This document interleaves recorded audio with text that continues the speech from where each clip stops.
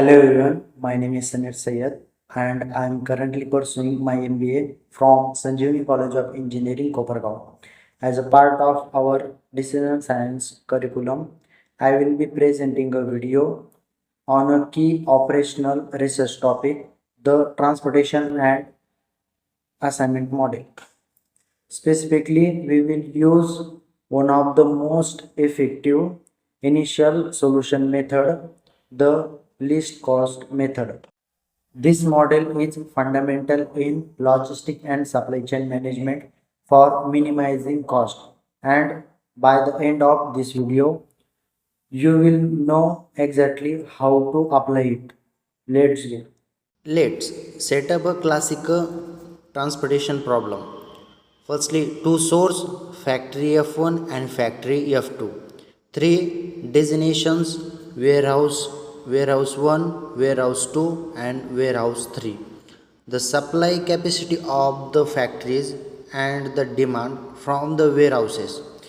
Supply F1 has 20 units, F2 has 30 units, and demand W1 needs 50 units, W2 needs 25 units, and W3 needs 10 units.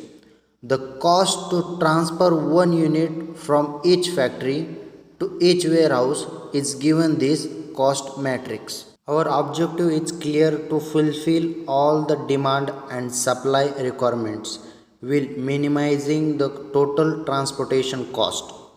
The method we will use to find this initial flexible solution is the least cost method. Firstly, understanding the method. The logic behind the least cost method is straightforward. We always start by looking for the cells in the entire matrix with the smallest transportation cost.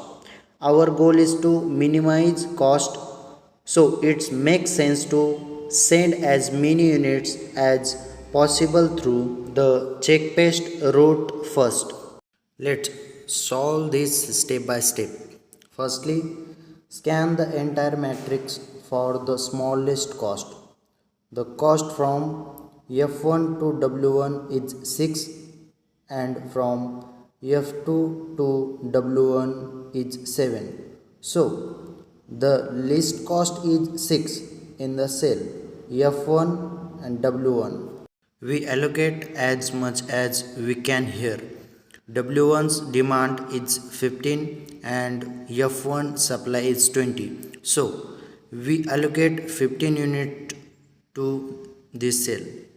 This fulfill W1's entire demand. So we can eliminate the entire W1 column. The remaining supply at F1 is now 20 minus 15 is equal to 5 units. From the remaining cell, we again find the least cost. The cost from F1 to W2 is 8. This is now the smallest. So we look at cell F1 and W2. F1 has only 5 units left and W2 needs 25. So we allocate 5 units here. This exhausts F1's entire supply. So we eliminate the entire F1 row. The remaining demand at W2 is now 25 minus 5 is equal to 20 units. Now we only have the F2 row left. The cost here are 11 to W2 and 11 to W3. The costs are tied.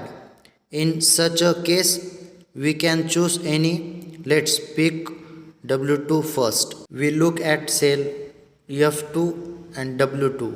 F2 has 30 units and W2 needs 20. So we allocate 20 units here. This fulfill W2's demands. So we eliminate the W2 column. The remaining supply at F2 is 30 minus 20 is equal to 10 units.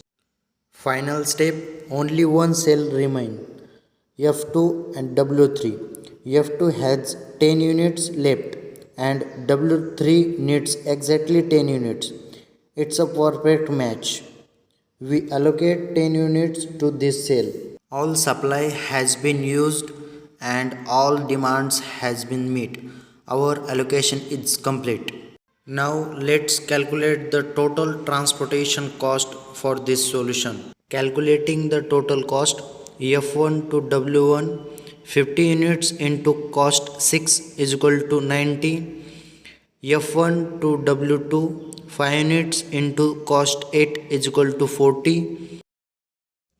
F2 to W2 20 units into cost 11 is equal to 220. F2 to W3 10 units into cost 11 is equal to 110. Adding these up, the total minimum transportation cost is 19 plus 14 plus 220 plus 110 is equal to 416. So, using the least cost method, we have developed a shipping plan that will cost 460 units. The least cost method provides a very efficient starting solution for transportation problems by directly targeting the lowest cost. It is generally more cost effective than simpler methods like northwest corner rule. My sincere thanks to Dr. Vishal Tirki sir for this opportunity. It was a great learning experience. I hope this video is helpful and clear.